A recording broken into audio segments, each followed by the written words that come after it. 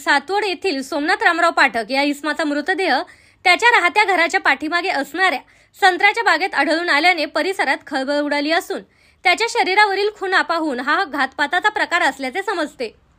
पाथर्डी तालुक्यातील सातवड येथील सोमनाथ रामराव पाठक वय वर्ष 35 या इसमाचा मृतदेह आज सकाळी त्याच्या घराच्या मागील बाजूस असलेल्या संत्र्याच्या बागेत आढळून आला। त्याच्या शरीरावर असलेल्या जखमांवरून हा घातपातच असावा असा संशय व्यक्त करण्यात आला आहे। त्याच्या डोक्याला मार असून पाय मोडून टाकलेले दिसत असून पाठीवर तसेच हातावर मारहाण केल्याच्या खुणा होत्या। यावरून हा घातपातच असावा असा संशय व्यक्त करण्यात येत आहे। सोमनाथ पाठक याचे तिसगाव येथे मेडिकल दुकान होते, परंतु काही कारणास्तव ते काही दिवसांपूर्वी बंद केले असल्याचे समजते। त्यास एक मुलगा आहे।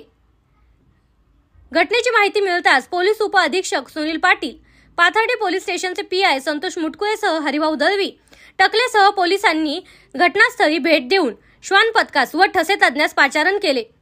पोलिसांनी सदर घटनेचा पंचनामा करून मृतदेह शवविच्छेदनास पाठवून दिला।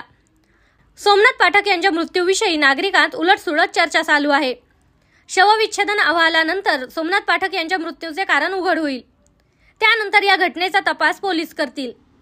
घातपात निष्पन्न झाल्यास गुन्हेगारांना लवकरच गजाआड केले जाईल असे पाथर्डी पोलीस स्टेशनचे PI संतोष मुटकुळे यांनी सांगितले। इंग्लिश बोला फ्लुएंट, कारण सोबत आहे प्रॉमिनंट। उत्कृष्ट इंग्लिश बोलण्यासाठी आजच संपर्क करा 8600000069।